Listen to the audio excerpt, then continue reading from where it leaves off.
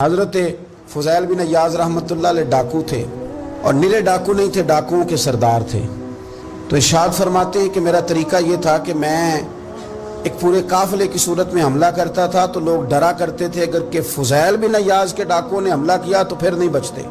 ایک دن گزر رہا تھا تو ایک قاری صاحب آیت پڑھ رہے تھے، لا تقنطوا من رحمت اللہ، اللہ کی رحمت سے کبھی نا امید نہ ہونا، ان اللہ یغفر الذنوب جمیعا، بے شک وہ سارے ہی گناہ معاف کر دے گا۔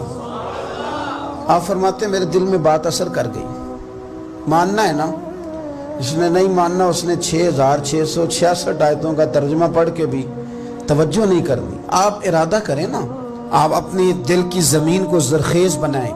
فرماتے ہیں میں فوراً وہ آیت سنی تو میں رویا، اور میں وہ حافظ صاحب کے پاس چلا گیا، ان سے اجازت لی، ان کے کمرے میں داخل ہوا۔ میں نے کہا آپ نے بھی آیت پڑھی ہے کہ اللہ سارے گناہ معاف کر دے گا؟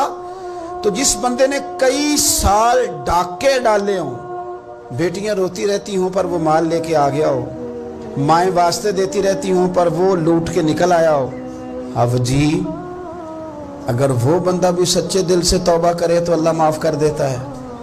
تو آفا جی کہنے لگے میں کون ہوتا ہوں تمہیں کوئی تفسیر بتانے والا، میں نے تو قرآن کی آیت پڑھی ہے، میرا رب کہتا ہے لا تقنطوا من رحمت اللہ، تم نے مایوس نہیں ہونا، تم آ جانا، معافی مانگ لینا، ان اللہ یغفر الذنوب جمیعا، اللہ سارے گناہ معاف فرما دے گا، اللہ سارے گناہ۔ تو یہ تو اللہ فرما رہا ہے۔ فضیل بن عیاض کہتے ہیں میں نے کہا ختم ہو گئی بات، توبہ بھائی۔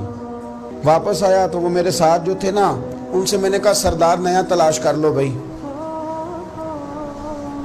اب ارادے بدل گئے، پروگرام کچھ اور ہو گیا، اب تو لوگ ہمیں تانے دیں گے، اب تو لوگ باتیں کریں گے کہ اوتھے کی لین جانا ہے۔ فضیل بن عیاض کہنے لگے بس بھائی توبہ کرنی، اب تم کوئی اور سردار تلاش کر لو، اور اوپر سے نہیں کہا، توبہ کی تقریریں نہیں کی، دوسروں کو میسج نہیں بھیجے، اور لیکچر نہیں جھاڑے، رو کے کہا، درد سے کہا، دل سے کہا۔ تو وہ جو باقی کے تھے نا ان پر سردار کی بات کا اثر ہوا، کہنے لگے سردار ہم نے سردار نیا نہیں ڈھونڈنا، اگر چوریاں مل کے کی ہیں تو اب تو اس طرح تو نہ کر، توبہ بھی مل کے ہی کریں گے، اب اللہ بھی مل کے ہی کریں گے، اب بس تو اگر ادھر جائے گا تو ہم بھی تو جائیں گے نا۔ اللہ اکبر۔ فضیل بن عیاض کہتے ہیں ظاہر ہے مال لوٹا کرتے تھے، میں نے مسئلہ پوچھا علماء سے تو انہوں نے بتایا کہ یہ تو حقوق العباد کا مسئلہ ہے، جو لوٹا ہے وہ تو واپس کرنا ہی پڑے گا۔ اب میں نے وہ پیسے جمع کیے، اب سارے تو میرے پاس تھے نہیں، جتنے میں دے سکتا تھا دیے، جو کھا چکا تھا وہ رہ گئے، ایک یہودی کے پیسے